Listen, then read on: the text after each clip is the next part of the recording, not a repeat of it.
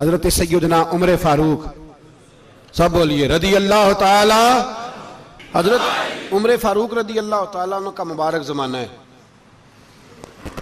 हजरत उमर ने फौज भेजी ईरान के हुक्मरान के साथ जिहाद करने। ईरान के बादशाह ने 2 ईसाई जासूस भेजे। कहने लगा जरा पता तो करो मुसलमानों का रात का तरीका क्या है, मैं साफ बंदी कराता हूं। वो सारी रात साफ बंदी कराता रहा। 2 जासूस आए मुसलमानों की मालूमात करने।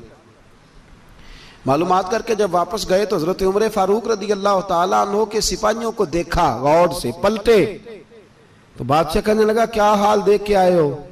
कहने लगा सारे मुसल्ले पे बैठे हुए, जितने घंटे हम वहां रहे हैं मुजाहिदीन मुसल्ले पे रहे हैं, यूं लगता है जैसे उनका दुनियादारी से कोई ताल्लुक। और कहने लगे बादशाह कोई ऐसी ताकत है जिसको वो बुला रहे थे, कोई ऐसी कुव्वत है जिसको वो पुकार रहे थे। हमें भी वहां खड़े होकर महसूस होता था कि हां कोई है जो आ जाएगा इनकी मदद के लिए, कोई है जो पहुंचेगा इनकी मदद करेगा। ईरान का बादशाह कहने लगा मुझे समझ आ गई है, वो जिस्म की ताकत से ही नहीं लड़ते, वो कोई गैबी ताकत है जिससे वो लड़ते हैं।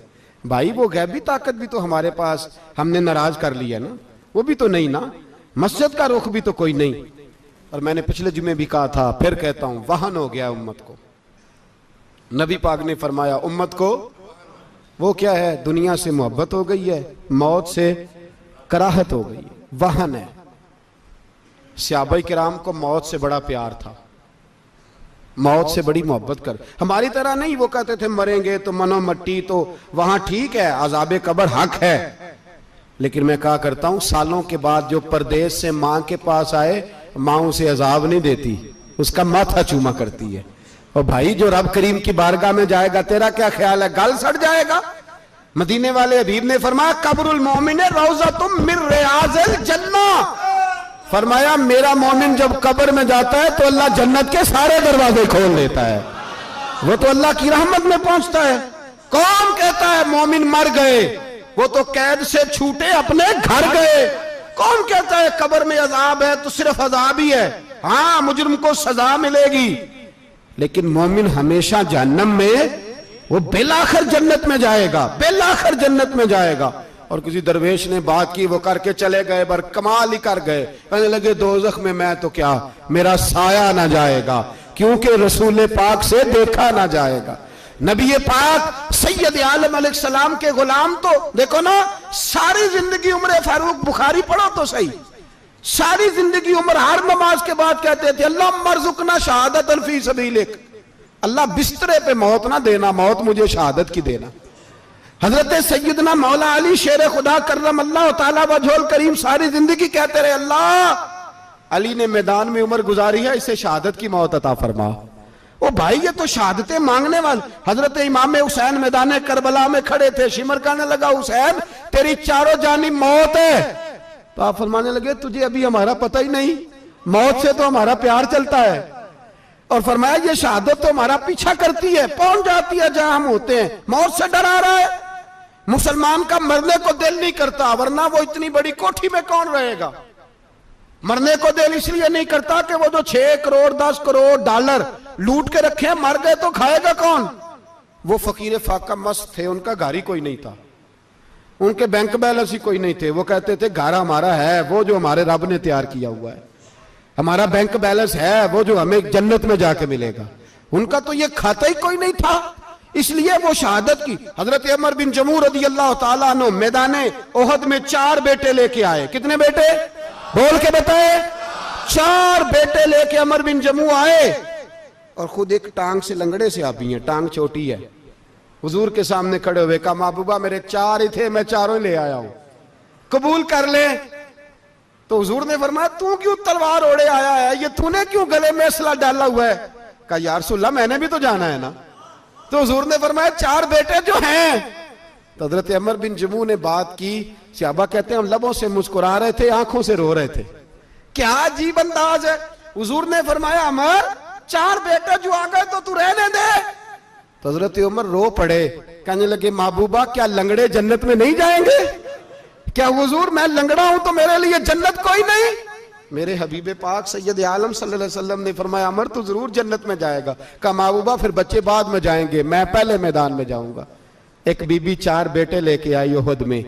कहा महबूबा कुल कमाई थी मैं ले आई हूं, मेरे पास कोई और शय होती तो मैं बचा के ना रखती। बेटे दे के ना हाजिरी लगवा के तो वापस दरवाजे पे ले गई। तो हजरत सैयदना अब्दुल्ला इब्न उमर फरमाते हैं बीबी बोल रही थी तो मेरा जज्बा जिहाद बढ़ रहा था। अपने बेटों को कहने लगी मैं तुम्हें हुजूर के पास छोड़ के जा रही हूं, जब तुम मैदान में गिरोगे तो मैं तुम्हें देखने आऊंगी, देखना तुम्हारी पुश्त पे कोई जख्म नजर ना आए। जितने तीर खाने हुए सीने पे खाना, जितने तलवारों के नेजों के जख्म बर्दाश्त करने हुए यहां खाना, पुश्त पे जख्म नजर ना आए। हजरत अब्दुल्ला इब्न उमर फरमाते हो बीबी की गुफ्तगू मेरा जज्बा जिहाद बढ़ा रही थी। एक बीबी 3 साल का 4 साल का बेटा लिए रो रही है, ओहद का दिन है।